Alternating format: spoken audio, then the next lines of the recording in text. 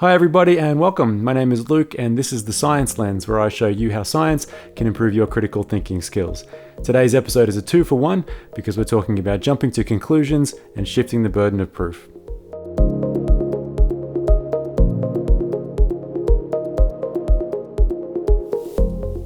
One of my favorite shows when I was in college was Futurama, and the other day I was thinking about an episode called Decision 3012.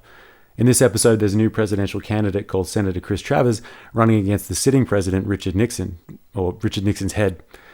Nixon's falling behind in the polls, so to help his campaign, he asks Bender the robot to try and dig up some dirt on Travers. But when he can't find any, Bender decides instead to make some up and confront Senator Travers with it at a town hall meeting. I have a question for Senator C. Zaxar Travers. Tell me, Zaxar, were you even born on Earth? Because the Earth Constitution clearly states that only people born on Earth can be president. Of course I was born on Earth. Oh, really? Then we voters demand you release your Earth certificate, so I can then claim it's a fake. In this clip, Bender's taken a small amount of evidence, that is the fact that the senator's middle name is Zaxar, and jumped to the conclusion that he must be an alien. Now, for Bender to make a claim like this, he should have to provide more evidence than just a strange middle name. But Bender instead demands that Senator Travers prove that he is from Earth. He's shifted the burden of proof. Of course, Futurama is just a cartoon, and this sort of thing doesn't happen in real life. What's that?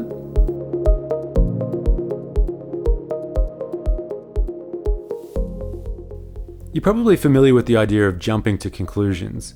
This happens when somebody takes a small amount of evidence and decides that it means something specific, such as taking a dark and blurry photograph and deciding it's the Loch Ness Monster. But as Carl Sagan once said, extraordinary claims require extraordinary evidence. So if you want to claim that the Loch Ness Monster is real, you'd better have some hard facts to support your claim.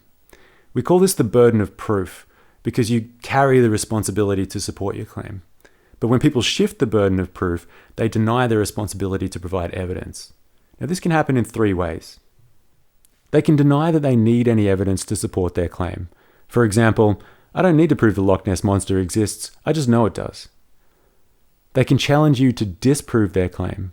For example, you can't prove the Loch Ness Monster doesn't exist, so it does. And they can shift the burden to a third party. For example, I read about the Loch Ness Monster on a website that had heaps of evidence. Now, this combination of thought patterns doesn't just apply to fanciful stories like the Loch Ness Monster. It can also happen on a small scale every day. For example, have you ever walked past someone in the hallway and they didn't smile at you, and you decided it was because they were angry at you? And I bet it's because you took that last cookie 2 weeks ago. I can't believe they're still mad about that. What a jerk. Well, in this case, you've jumped to a conclusion, and rather than looking for evidence that maybe they were having a bad day or they just didn't see you, you put the burden back on yourself to prove that that person is not mad at you.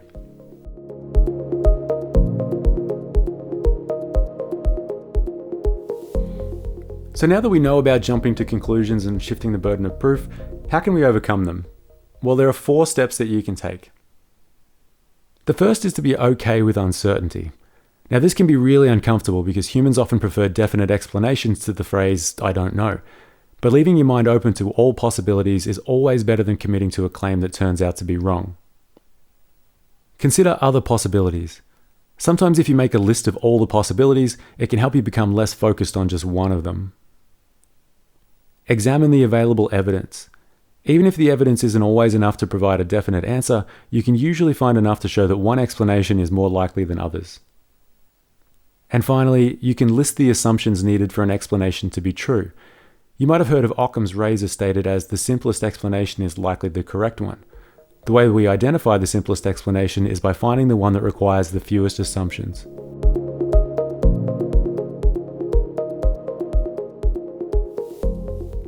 So let's practice applying this thinking exercise using an example.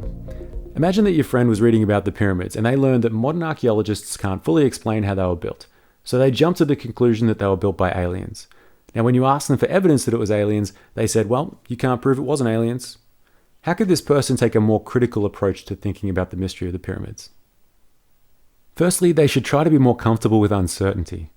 Just because we aren't sure how the ancient Egyptians built the pyramids doesn't mean we won't figure it out in the future, and it makes more sense to keep an open mind than to commit to aliens right off the bat. They should consider other possibilities, such as the Egyptians built the pyramids themselves and they had some method to do so that we just haven't discovered yet. They should examine the available evidence. Even though archaeologists haven't pinned down exactly how the pyramids were built, there is evidence that the Egyptians used ramps, pulleys, and staircases for construction projects at the time.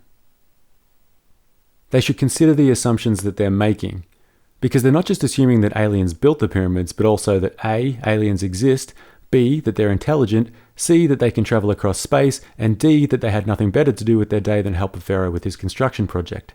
Whereas the opposing view that the Egyptians built the pyramids only requires us to assume that they were really good at ramps.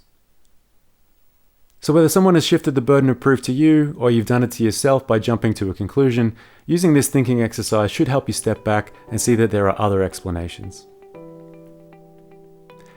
Well, that's it for today's video, but if you'd like some resources to help you practice the concepts that I covered, you should check out my store on Teachers Pay Teachers. There I have a range of resources for teaching critical thinking skills in the science classroom, and you can find the link down there in the description. Also, if you enjoyed today's video, please click the like button and subscribe if you'd like to see more videos on how science can help improve your critical thinking skills. I've also included in the description some links to other resources that I found helpful in putting this video together, so please be sure to check them out for more information. For now though, that's it from me. Thanks for watching.